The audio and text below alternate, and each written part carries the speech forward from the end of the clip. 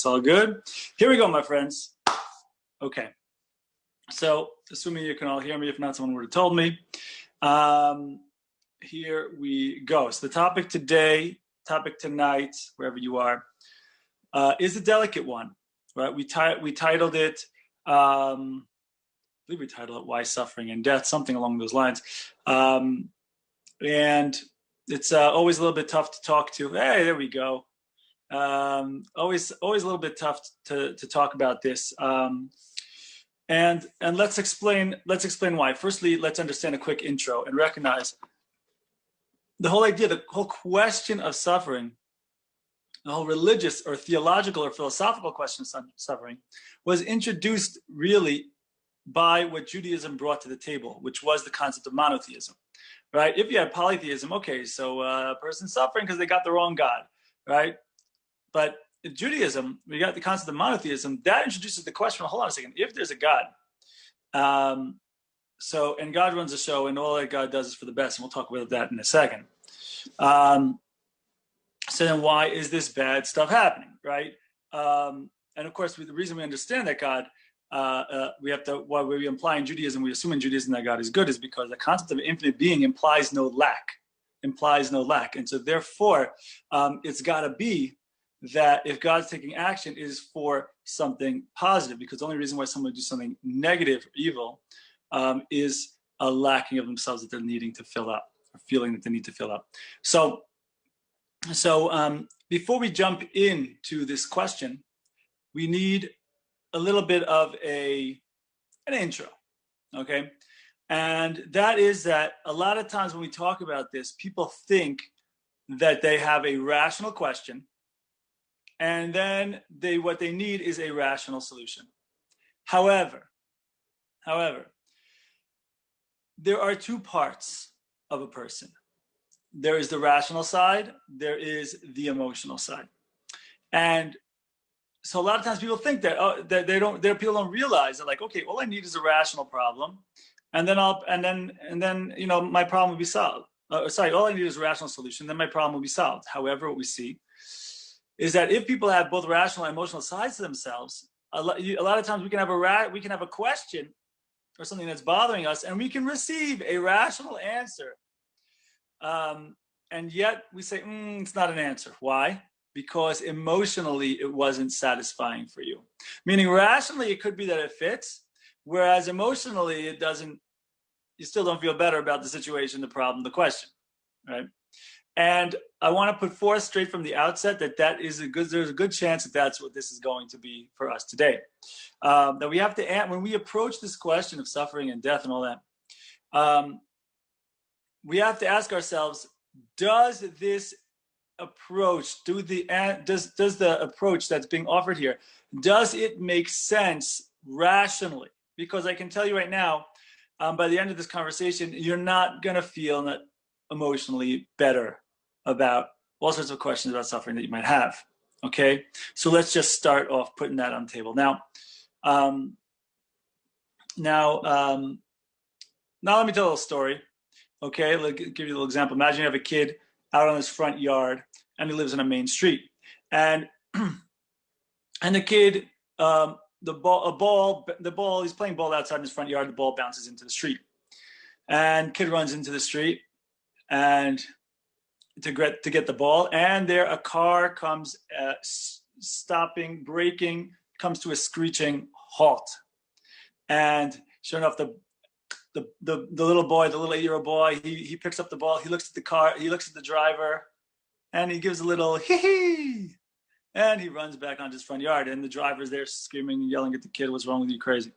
Anyway, a few minutes later, ball bounces into the street again, kid runs into the street to grab the ball, and then a car is coming once again, stops short, and Baruch Hashem does not hit the kid. And kid looks up at the driver, and he gives a little smile, and the driver making some hand gestures at the child, but kid runs back up onto his front lawn. Once again, though, a few minutes later, ball bounces into the street again, and kid runs in to get it, and this time the car comes a little bit closer this time, slams on the brakes, kid looks up, Kid looks up at the driver, but then this time the kid's face is filled with terror and horror. The kid drops the ball, turns around, starts running away. Driver gets out of the car, runs down the block, catches that kid, takes the kid, puts that kid over his knee, gives him a good whack in his behind. My friends, who is that driver? Okay, I will clue you in on what you're already thinking. The driver, of course, is his father, right? And what does that mean to say? Was the father doing what he did because he was, doing something to hurt the kid, or was it for a greater positive cause, right? Obviously, we all know that, again, if the parent is in their right state of mind, they're doing it from a positive cause. Okay, so now, what does this mean? This means to say that we will take our kids to get their shots, even if they'll yell, I hate you, because as much as that hurts, you do it because you love the kid and you're looking out for the kid's best interest, right? And so when we take a look at life, when we take a look at this world, we have to understand that there's two reasons for inflicting pain. When it comes to inflicting pain, there's two options how this goes down, right? Either number one, it is a tyrant, right? Meaning it's a taking act, and that's a tyrant, right? Or a person can inflict pain on another out of concern for the other. That would be a giving act, right? Now, the thing is, when it comes to God, when it comes to an infinite being, option number one isn't an option.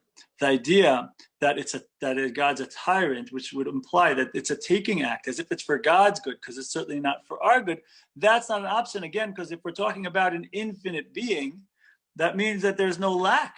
And so therefore, whatever God does is an expression of goodness and giving, right? And so we have to understand that once we understand that, we have to say, okay, in context, how exactly does this work? So quick 1 minute rewind, 1 minute review of certain principles that we discussed in previous classes over here. Right? Previous conversations, we talked about certain foundational principles of Judaism, Jewish philosophy, and Kabbalah. We spoke about the idea that firstly, what we mean by God is this concept of an infinite being. The infinite being, puts us here, right, with a brain to figure out that he, she, it exists. And the next question becomes, all right, if there's an infinite being, puts me with awareness that there's an infinite being, right? Because, you look at this world and you see that everything here in this finite world points back to an infinite being. And so the next question is, all right, so why am I here? What can you possibly do for the infinite being? And so for first glance, it seems like you can't really do anything, because if you pray to God, is God now infinite plus one? No, right? Infinite is infinite. And so there's no change that you're going to make to an infinite being. And so we discussed this previously, that it comes out, then we say, all right, if God's not going to get it, it's not good. If God's not going to, if there's nothing I can do to make a change for the essence of the infinite, what can I do maybe to make a change for me? And so we see that what we want to get out of life, first and foremost, is that everyone wants to get pleasure, joy, happiness out of life, right? We see whether it's a person who finds a wallet and keeps the money, does it because they want to get the most pleasure, happiness out of life. They think that's going to be the path to get them there. Or alternatively, a person gives back the money when they find that wallet. They too take back the pleasure of being good, feeling good, doing those things that society has, patted them on the back for. So they too take back the pleasure of being good and feeling good. And so really everyone wants to get the most pleasure, joy, happiness out of life. The question then becomes, if I want to get the most pleasure and joy and happiness out of life, what's the path to get there? What's the most available? So you take a look around the world, you see that there's all sorts of pleasure, joy, happiness options out there. You got sex, drugs, rock and roll. But what do all those pleasures have in common? They're all in the finite. They're all in the temporary. Yes, you get a high from that, but at some point you come down from that high, right? And so the question is, okay, those are cool, but is there anything that goes beyond those limitations? And so we see in everything we discussed in that last minute and a half, we see that yes, there is something that goes beyond those limitations. There is something that goes beyond the finite. There is the infinite. And so the Jewish idea is that I want to get the max out of life, and the max is going to be to build that relationship with the infinite, to build a connection, association, affiliation, a oneness connection with the infinite. And so we've said previously that one thing we understand about relationship is that if you want to build a higher level relationship, that necessitates the capacity to make choices that will pull you away, right? To make choices that will bring you away from that relationship, right? We said previously that in any relationship, the quality of relationship depends on your ability to choose it. And choosing it means you have to have the real ability to destroy it, right? Think about a relationship with the parents. We in a healthy situation, we transition away from the relationship with the parents to transition to a relationship which is much more delicate, right? Kind of like the spouse kind of relationship, where if you say to the spouse what you said to your parents, you're probably going to be in a heck of a lot of trouble. Isn't that true, right? Little kid, tells off the parents. You say that stuff to the spouse, it's going to be a lot more volatile, right? But we make that move. Why? Because we understand, whether it's consciously or subconsciously, that the relationship with that person, that we make a big difference in the relationship with our choices, is going to be the quality of that relationship is going to be much higher and much stronger. And so this is the idea. And so we find. Now let me explain that just for a couple more minutes, just to clarify that, because we went over that very, very quickly, right? So like in a relationship with the parents, right? In a healthy situation, the relationship is so stable that it's almost like it's not even there, right? And again, we're talking everything here, healthy situation, right? Like a person does something good in the relationship with the parents, great. If a person does something negative, still the relationship, again, unless you come with their parents with a chainsaw or something, those parents are still going to be there for you, right? Now, transition that, compare that, contrast that with a relationship with a guy-gal kind of relationship, right? Where, again, if you say that same thing that you said to your parents, you say it to that young lady, or you say it to that dude, it's probably going to, that's probably going to end a little bit differently, right? And so what that tells us is, and so it's a very interesting thing, we recognize that there's an inherent stability in the relationship with the parents. There's an inherent delicacy in that guy-gal spouse kind of relationship. And yet we move from the relationship with the parents to the relationship with the spouse. Why? Because there's a certain realness to the relationship with the other person, with the spouse. I'm going to just use spouse instead of saying every time guy, girl, spouse this time. I'm just going to say spouse, okay? The romantic relationship, right? There is a certain realness with that relationship that you don't have with the relationship with the parents, right? Because you do something good in that relationship, that relationship's going to get much better, but that's only because you do something bad, that relationship's going to get bad in a hurry, right? Because in any relationship, the quality of relationship depends on your ability to choose it. And choosing it means you have to have the real ability to destroy it. Only when I have the real capacity to make a choice that will bring down that relationship for real, only then when I go ahead and choose towards that relationship is that choice a real choice, right? And so we see these two models of relationship, the parent-child model and the spouse model, all the way back at the beginning of the Torah. That's how fundamental it is to Judaism, right? The first thing we see, and basically the first story we see in the Torah after creation, right? You got Adam and Eve, right? And what does Adam do? What does Adam do to deserve being put into the Garden of Eden by God, right? What does Adam do to be created, to merit being created in the Garden of Eden? That is correct. Nothing. Very good.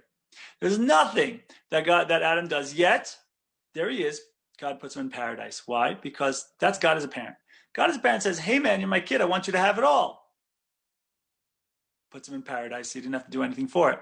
But God says, when it comes to that higher level relationship with me, when it comes to that husband-wife, spouse-like relationship with me, that you have to choose it. This tree, not that tree.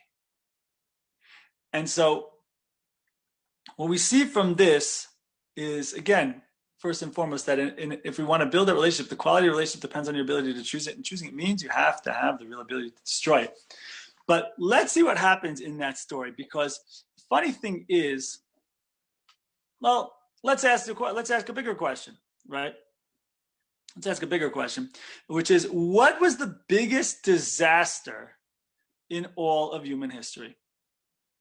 Anyone want to put any suggestions out there? You are welcome to send in a chat. What is the biggest disaster in all of human history? This event is responsible for more death in the world than any other event in all of human history. Go ahead, anybody? Yeah, eating the fruit. I gave it away already. Okay, because I was talking about that story already. So come on, get you already, put your mind there. Very good, Rivka. Okay, very good. Good job. I don't know. You asked and then you. Okay. I know. All right. Okay, so here we go. So back to the ceiling. Okay. So there you go. Very good. So the number one, right? The idea is, according to Judaism, that the eating of the fruit in the Garden of Eden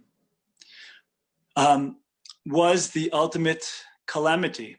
Why? Because that's when death comes into the world, like it says in the Torah. And that's a funny thing. People say, couldn't God have created a world without death? And the answer is yes, he could have. As a matter of fact, he did, right?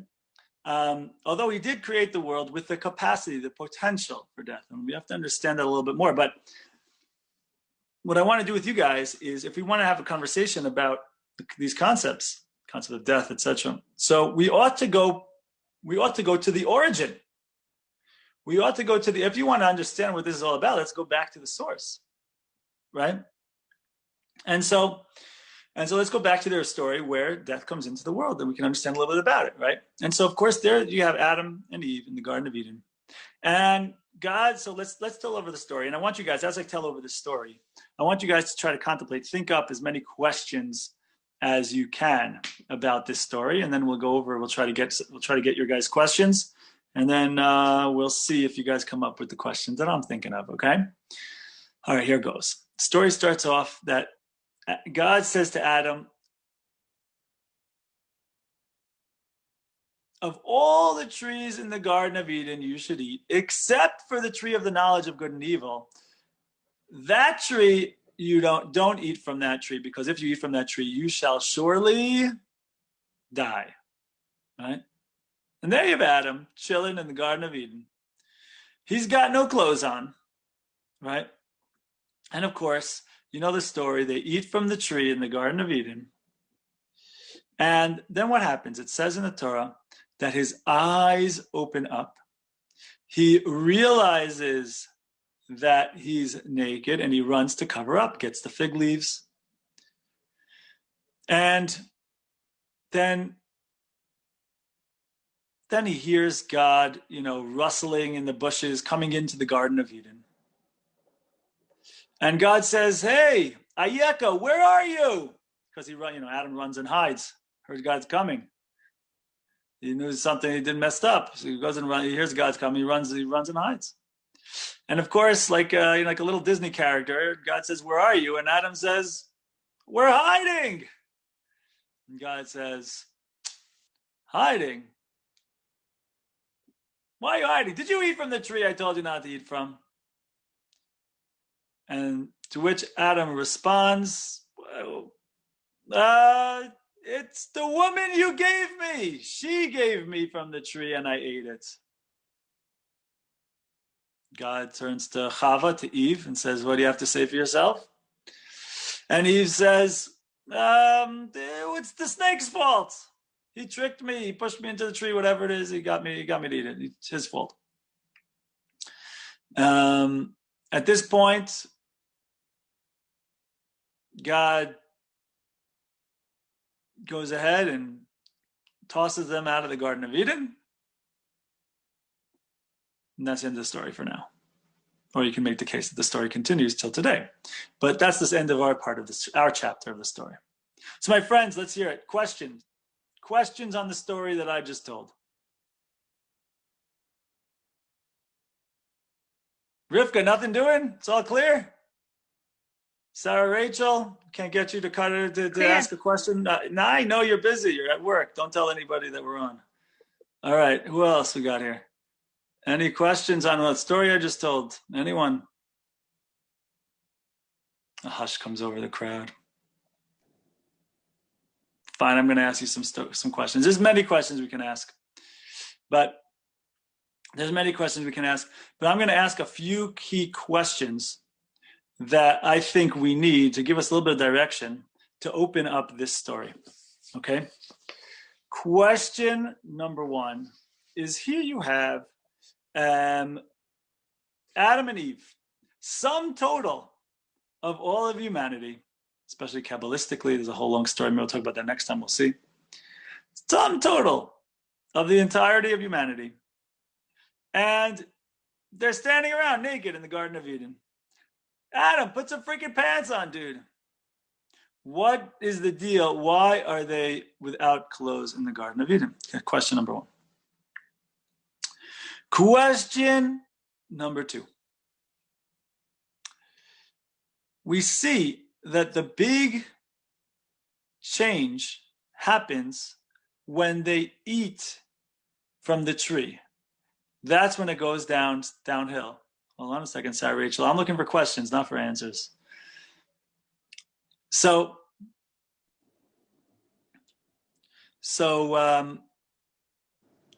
question is, what is it about this tree, the tree of knowledge of good and evil, that causes them to realize they're naked, and the whole kit and caboodle, everything that happens afterwards? Also, what's with God? God, he doesn't know where they are. You know, only two people in the Garden of Eden. He couldn't keep track of them. Freaking bad day for the great and awesome infinite one. You know? All right. So these are my questions. Anyone want to add any questions to my questions?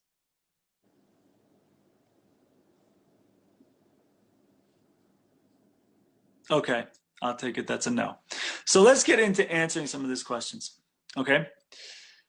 So I think the way we need to begin to understand the answer to this question, I think, is that second question in the middle there. We have to understand what this tree was all about, because there is a grand misconception around this tree, and it's with a mistake. It's with a mistake of translation into English. And by the way, I'm sure it applies in Hebrew as well, but it's a lack of understanding the biblical definition of what we mean, Eitz Hadat Tov V'Ra, the tree of knowledge of good and evil. So I want to retranslate.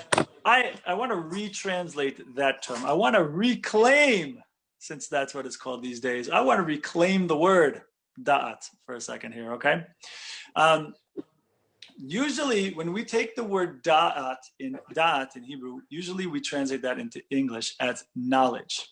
However, knowledge in the biblical sense is a little bit different. It says a little bit later on in the Torah, and Adam knew his wife Eve. And Adam knew his wife Eve, and they had a kid.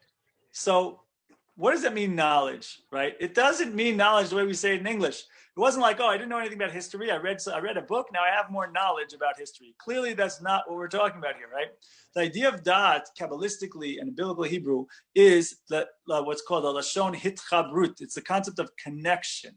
It's the concept of oneness. It's an intimate, experiential coming together of two into one.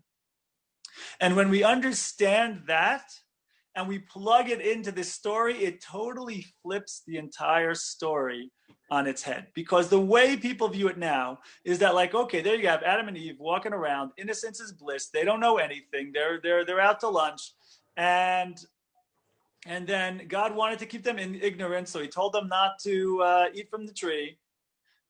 and then they wanted knowledge, and they're the heroes of the story. They fought off God. They went for this tree, and then all of a sudden now they got smarter. They wised up. No, that's not the story. God didn't want to keep them stupid, right? That's totally not the story.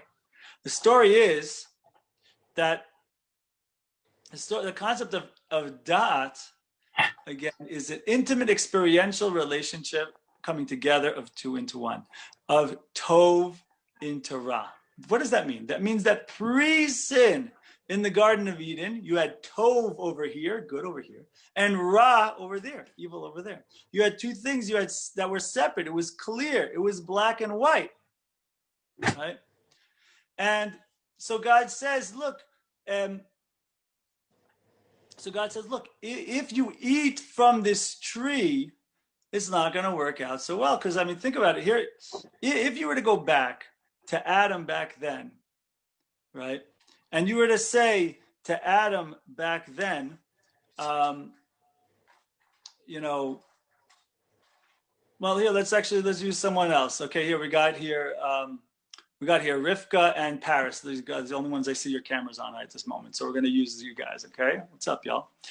Okay, so Paris is, does Rivka have a soul? I think so. Yeah. Yeah. Mm-hmm. What? Who agrees? Who disagrees? Okay, it's a machlok. It's a battle. It's 50-50 over here. You have 0% agreeing and 0% disagreeing. So it's a tight race, Paris.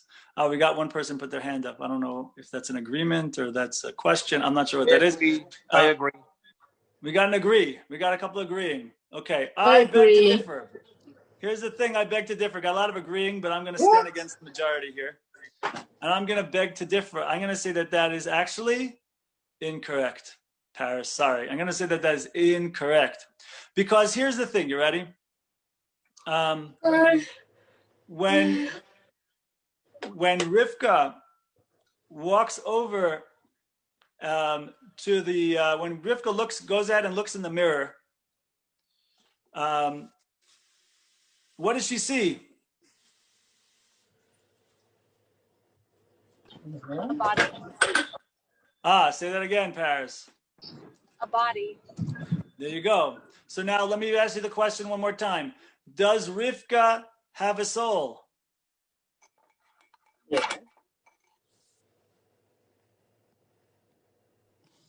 Yes. I didn't hear you, Paris. Go again. Yeah. You sure about that? You just told me she looks in the mirror and she sees what? A body. Okay. So one more time. Does she have a soul? Yes, she has one, but she can't see it in the same way she can see her body. Okay, Rivka, Paris. Let's do this. Let's take this a step further to try to make the point. Okay, Paris. Fast forward 300 years. We have now all left this mortal coil, and now you, Paris, upstairs. You meet up with Rivka upstairs, and when you meet up with Rivka upstairs, what do you see? Her soul. So hold on a second. I think. Maybe. Okay, so hold on a second. So does she have a soul? Yes. Someone's giving it away. Paris, you got to look at the chat. I guess it's not so good if you're driving. So look at the chat. She is a soul. So no, she doesn't have a soul. She is a soul and she has a body. See, for us, when we're having this conversation, since we're so out to lunch to this, it seems very subtle. But that's a grand difference, right? They're like, that is a grand difference. That is a question of what is my essential identity. And so look how even the religious people on planet Earth are saying it are off, right? That I talk about my soul as if it's a possession. I have a book, I have this phone, I have a paper, I have a desk, I have a soul, like it's a possession. And then what? So we walk into the religious people. Forget about the people who are denying the religious stuff. The religious people walk into take a look in a mirror, and they say, "Oh, I look good today, and yeah, maybe I have a soul. I look good today, maybe I have a soul." Well, hold on a second. You just told me, right? What we were saying is that no. I am a soul, and my body looks good today. That's a grand difference. That was Adam before the sin. You walk up to Adam and say, "Hey, Adam, what's wrong with you? Put some pants on. You're naked." Adam's like, "Me? Naked? No. That's not me. That's my car. That's not me. That's my horse. That's not me. That's my body. Yeah, I appreciate what it does. I take care of it. I give it the gas it needs, so it takes me from place to place. I go to my yearly inspection at the doctor, take the blood, take the samples, take everything, make sure everything's running okay, give it the food it needs, take care of it, take it out for a jog. I appreciate what it does for me. I treat it with respect and value it, but it's not me." That's Adam before the sin. He was clear on who he is. Clear on the fact that he's a soul, and the body is a wonderful thing. That's a vehicle, right? But imagine, but what does Adam do then? Adam goes ahead and eats from the tree of the intimate connection of good and evil, the intimate experiential connection of good and evil. Now, you've just created from a state of black and white and clarity. You put those two together, and now all of a sudden you created something new called a gray area. And now you can call black white, you can call white black, you could call good evil, you could call evil good. You could look in the mirror and you could say, "Oh, I look good today. Maybe I have a soul." All right? And this is why God says to Adam and Eve before the sin, "Of all the trees in the Garden of Eden, you shall surely eat, but of the tree of the intimate connection of good and evil, don't eat from that tree, because if you eat from that tree, you shall surely die." Why? Is Hashem trying to threaten him? Is he trying to say, "Look, I'm going to put the smackdown on these guys. I'm going to kill you if you eat this"? Like, is it a threat? No. God's saying, look, the whole goal is for you to build the max, which is that experiential coming together, connection, relationship with me. And if you eat from this tree, you're going to be, there's a prerequisite to building a relationship with me. And that is you have to know who you are. How can you experience your relationship with me if you're not even in touch with yourself? And so if you eat from this tree, I got to get you the max. I got to get you that relationship with me. So if you eat from this tree and you're not going to be clear on who you are, what I'm going to have to do is a spiritual surgery. I'm going to have to detach the soul from the body in order to realign your consciousness and awareness and identity with the fact that you're a soul and not just a body. And so death isn't a threat. It's surgery. It's just like if the doctor says to you, "Listen, you've been smoking these 2 packs for the last 20 years, smoke them for another 20 years, and I'm going to have to do a lung transplant. You might, God forbid, we're going to have to do some surgery." Is the doctor threatening you? Is he saying, "I'm going to put the smack down on you"? Or is he saying, "Look, man, the goal here is that you should live. If you do this thing that's harmful for your living, and my goal is to keep you alive, so look, if you do this thing, I'm going to have to go ahead and perform surgery." Right? And so at that moment, after Adam and Eve go ahead and jump in, and they go ahead and eat from that tree, and their whole perception of reality changes. So then God starts kind of giving him a little nudge, hoping that he'll realize the error of his ways, take responsibility, accept responsibility, right? And go ahead, confess the reality, and go ahead and make a change. So at first, God kind of gives him a little nudge, rustles the bushes a little bit, right? But then Adam goes and hides. So then God starts speaking to Adam, and with a little hint, though, not so direct. Adam, what's going on? Where are you? Can you hear the idea that it's also a double meaning? Not where are you? God knows very well where they are, but where are you in terms of your relationship with me, right? And so Adam, again, instead of going at him and like that, taking that gulp and saying, God, I messed up. I'm really sorry. Let me come back to you. Let me come close to you. I recognize that I messed up and I want to take responsibility and make change. Instead of stepping into that vulnerable state, God gets defensive. Adam gets defensive. I'm hiding. So then God says, all right, let me try to ask him directly. Right? Okay, Adam, did you eat from the tree I told you not to eat from? And this is Adam's kind of like, this is Adam's opportunity to be like, yeah, you're right, God, I'm sorry, I messed up. I want to change. But what does Adam do? What does Adam do? Shifts the blame. It's everyone's fault but mine. It's the woman you gave me. She gave it to me and I ate. Right? Everyone's fault but mine. It's your fault. It's her fault. It's your fault. It's everyone's fault but mine. First sin in all of human history, my friends. And by the way, and look what happens next. So at that point, God looks to Eve and says, Eve, what do you got to say for yourself? And she also doesn't take responsibility. She could have taken responsibility herself. She could have said, well, you commanded my husband not to eat, and I didn't really, no, she didn't do that either. What does she do? She blames that snake. It's the snake's fault. Again, shifting responsibility, but take note, ladies and gentlemen, of how the shifting of responsibility goes, right? What does the guy do? Guy blames in the relationship. It's the woman you gave me. God could be the freaking shadchan, doesn't matter. It's the original match made in heaven, don't matter. It's the woman's fault. And of course, what does the woman do? She wants to save the relationship. So she'll find something outside the relationship to blame. It's these beer buddies he's hanging out with, that snake. He's the problem, right? So, it's a man's world, stay tuned, but fine. And so at that point, God has a choice to make. God could either leave them in the Garden of Eden or chuck them out. What would happen if God just says, all right, you guys messed up, and leaves them in the Garden of Eden? What would happen then? Answer. They would just continue to mess up, destroy them, and continue with the sin and continue messing up, continue destroying themselves.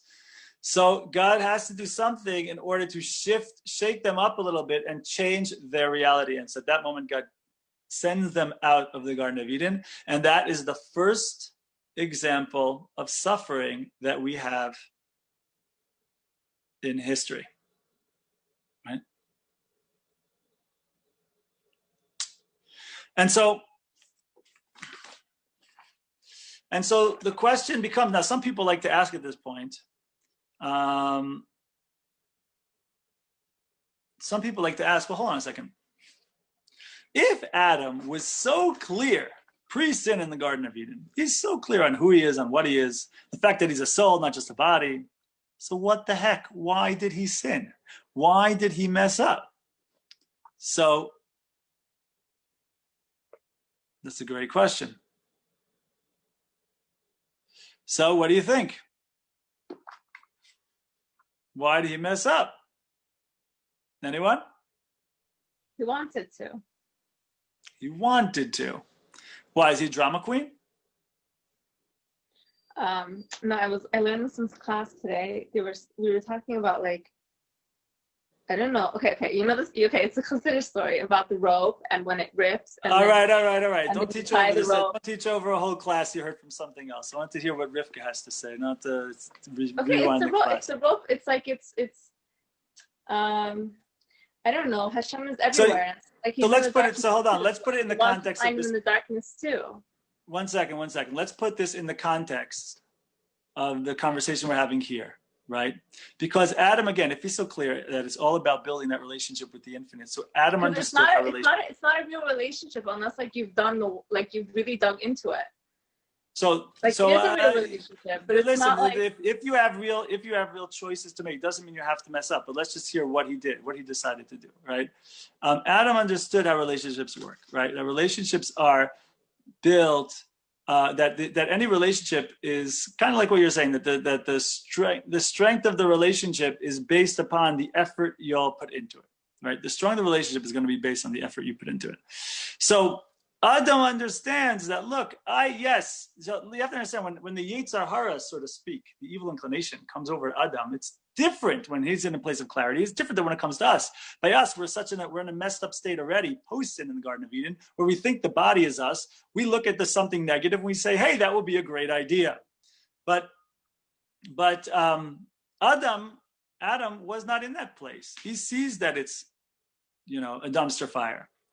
But his Yetzer Hara, his evil inclination shows up to him much different than our evil inclination shows up to us.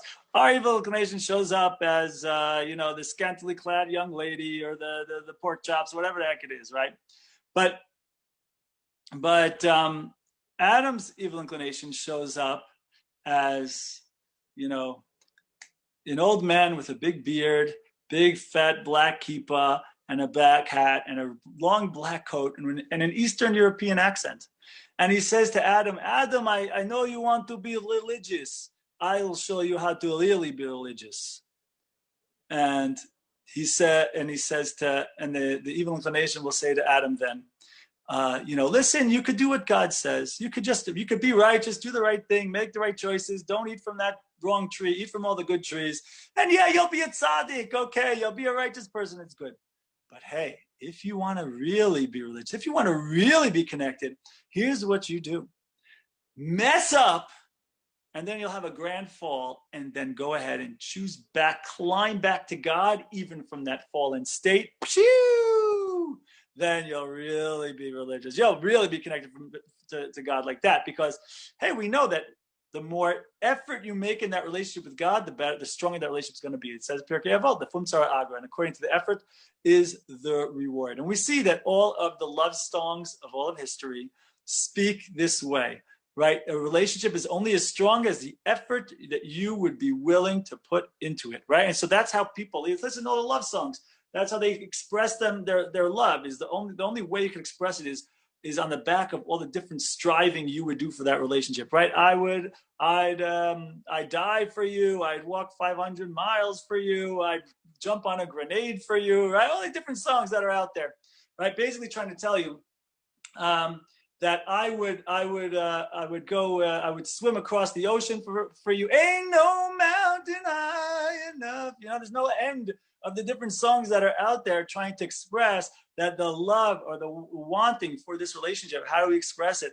Based on the effort I put in. So I'm willing to fight those dragons for you, says Adam, but to the point that he goes to a place of like, I'm going to detach, because like it says in the Talmud, that in the place that a tzaddik, a place that a Baal Teshuvah stands, a tzaddik Gemor cannot stand. In the place where someone who sinned, messed up, but then comes back to God from that space of darkness, from that space of disconnect, is in a place that's more connected, that the person who stayed righteous does, that there's something that the Baal Teshuvah, that person who messed up, unlocks when they come back to God, that the other person who didn't taste the other side cannot get to, right? Because the striving that is needed in order to get to God from a place of mess up is typically more than the one who didn't taste that other side, right? And so Adam's Yetzer Hara, Adam's evil inclination shows up that way from a religious perspective. But tell me, is that the correct thing? Is that what we should do? The answer, of course, is no. Don't be so freaking religious. That's the first sin in all of history. The first sin in history is Adam says, I'm going to be more religious than God. God says, do the right thing. Adam says, no. I'm going to be even more religious than God. I'm going to do the wrong thing and then come back to God even from there. First sin in history. Right? And people sometimes think like, hey, well, hold on a second. Adam has a point. And the true answer is, yeah, he does have a point, but don't be so freaking smart. Don't try to outsmart God. And so this is what Maimonides actually talks about. He says a person can't go ahead and intuit this way, and we see that this is true. Well, let me give you an example how. In our own lives, we see it all the time. Imagine you have an inspirational speaker comes to town.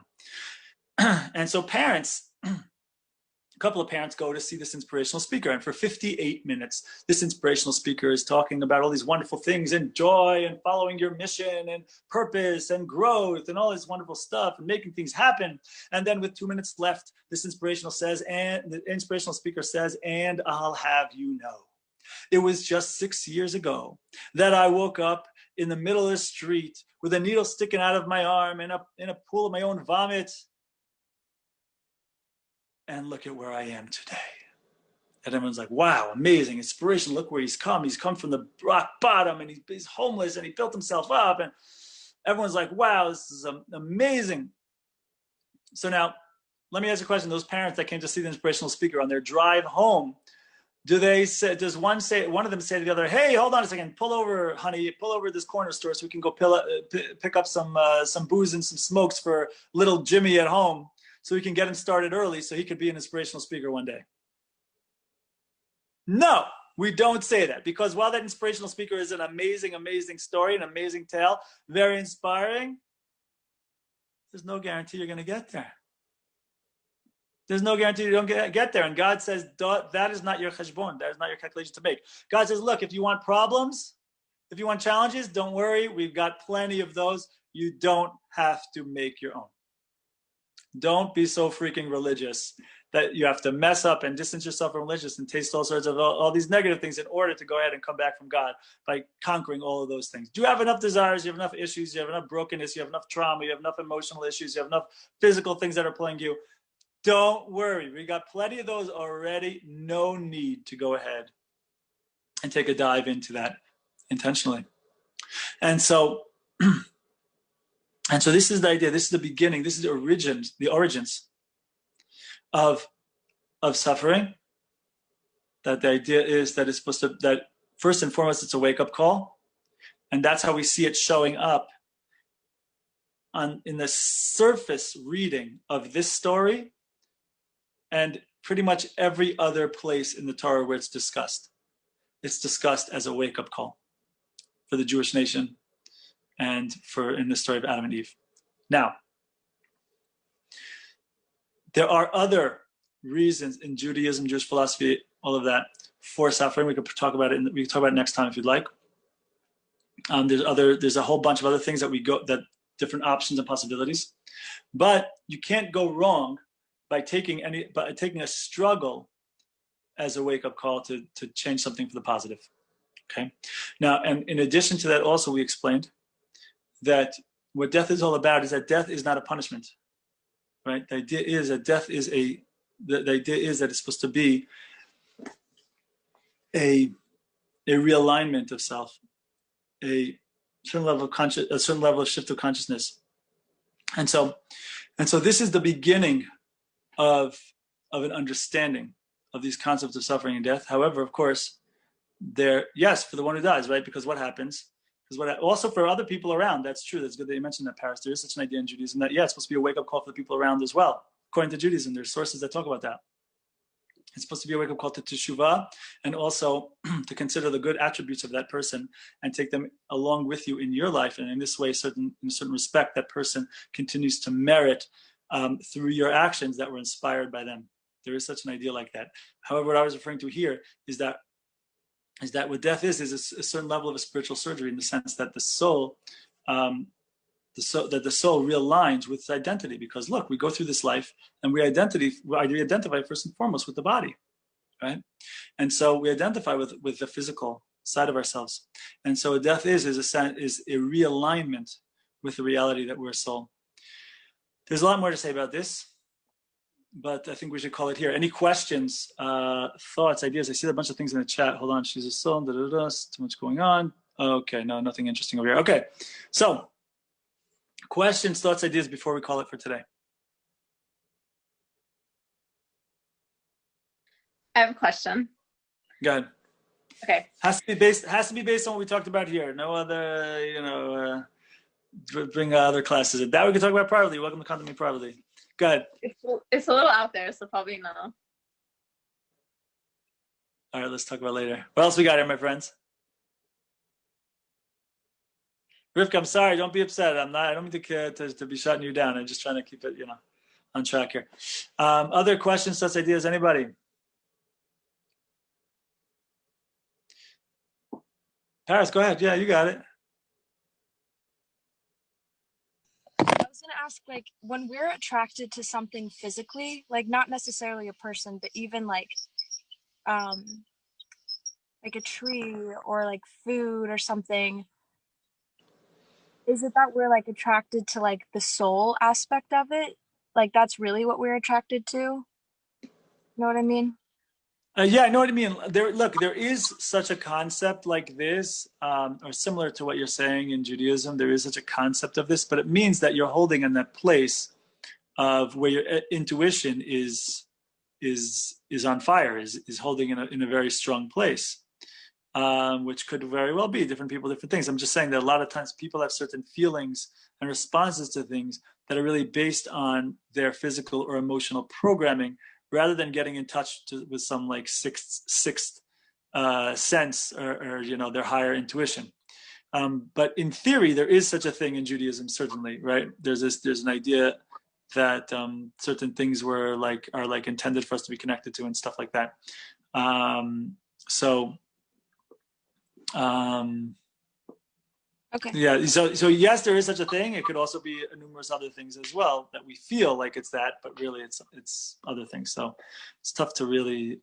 We have to become more developed in order to really tell what part of me is protruding at this moment. So hope that's helpful. Mm-hmm. Thank you.